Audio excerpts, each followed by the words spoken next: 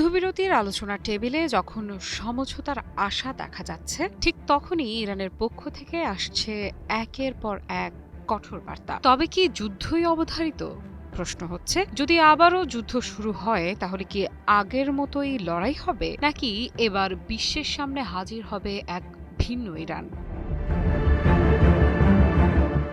যুক্তরাষ্ট্র ও ইরানের মধ্যে সম্ভাব্য একটি চুক্তি নিয়ে আলোচনা এগোচ্ছে বলে খবর এসেছে। মার্কিন কর্মকর্তারা জানিয়েছেন একটি প্রাথমিক সমঝোতা তৈরি হয়েছে এবং এখন সেটি প্রেসিডেন্ট ডোনাল্ড ট্রাম্পের অনুমোদনের অপেক্ষায়। কিন্তু আলোচনার এই অগ্রগতির মাঝেও যুদ্ধের ছায়া পুরোপুরি দূর হয়নি, বরং ইরানের শীর্ষ সামরিক ও রাজনৈতিক নেতারা বারবার ইঙ্গিত দিচ্ছেন কূটনীতি ব্যর্থ হলে পরবর্তী সংঘাত হবে আরও বিস্তৃত, আরও ব্যয়বহুল।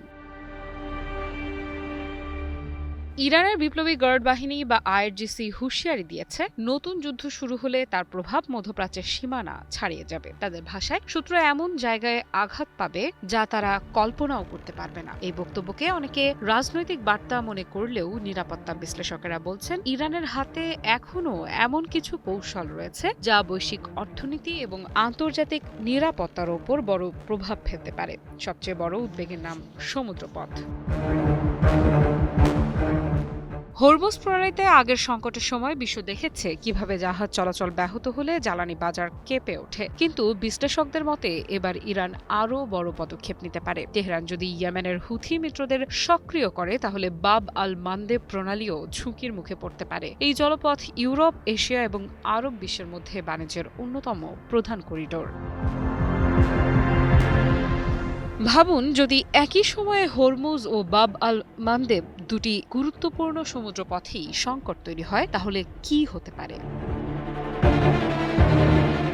বিশেষজ্ঞদের মতে তেলের দাম বাড়বে, পরিবহন ব্যয় বেড়ে যাবে আর বিশ্বজুড়ে নতুন করে মুদ্রাস্ফীতির চাপ তৈরি হতে পারে। আর শুধু সমুদ্রপথ নয়, এবার ইরান তেলের ক্ষেত্রেও আরও কঠোর অবস্থান নেওয়ার ইঙ্গিত দিয়েছে। ইরানের জাতীয় নিরাপত্তা কমিটির সদস্য আহমদ বকশায়েশ আর দেস্তানি বলেছেন, যদি যুক্তরাষ্ট্র ইরানের তেল স্থাপনায় হামলা চালায় তাহলে ইরান শুধু পাইপলাইন নয়, সরাসরি উপসাগরীয় দেশগুলোর তেল ক্ষেত্রকে লক্ষ্যবস্তু করতে পারে। অর্থাৎ সংঘাত কেবল দুই দেশের মধ্যে সীমাবদ্ধ থাকবে না, এর প্রভাব ছড়িয়ে পড়তে পারে পুরো জ্বালানি বাজারে। আরেকটি গুরুত্বপূর্ণ বিষয় হলো আঞ্চলিক অবকাঠামো। গত সংঘাতে ইরান ক্ষেপণাস্ত্র দিয়ে বিভিন্ন সামরিক ও বেসামরিক স্থাপনায় হামলা চালালেও কিছু গুরুত্বপূর্ণ অবকাঠামোকে স্পর্শ করেনি। কিন্তু নতুন সংঘাতে সেই সীমাবদ্ধতা থাকবে কিনা তা নিয়ে প্রশ্ন তৈরি হয়েছে। একই সঙ্গে আলোচনায় এসেছে ইউরোপও।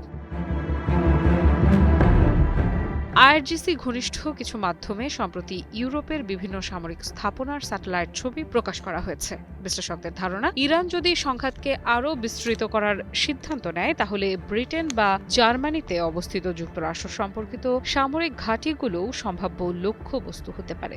যদিও বিশেষজ্ঞরা বলছেন এটি হবে চরম পর্যায়ের উত্তেজনার পরিস্থিতি, তবুও সম্ভাবনাটি পুরোপুরি উড়িয়ে দেওয়া যাচ্ছে না। আর সবচেয়ে কৌতূহলের জায়গা হলো নতুন প্রযুক্তি।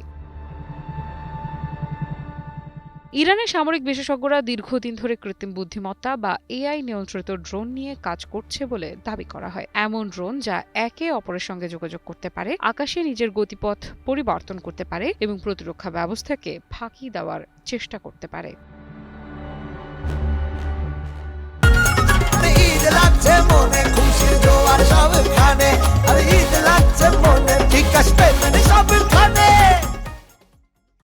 যদিও এসব প্রযুক্তির অনেকগুলোর বাস্তব প্রয়োগ এখনো বিশ্ব দেখেনি, তবুও ইরানের সাম্প্রতিক বক্তব্য ইঙ্গিত দিচ্ছে তারা ভবিষ্যতের যুদ্ধকে শুধু ক্ষেপণাস্ত্রের লড়াই হিসেবে দেখছে না। তাহলে প্রশ্ন হলো, এই হুঁশিয়ারিগুলো কি শুধুই কূটনৈতিক চাপ তৈরির কৌশল, নাকি সত্যিই ইরান নতুন কোনো চমকের প্রস্তুতি নিচ্ছে? আফ্রিদা ইফরাত, নিউজ 24।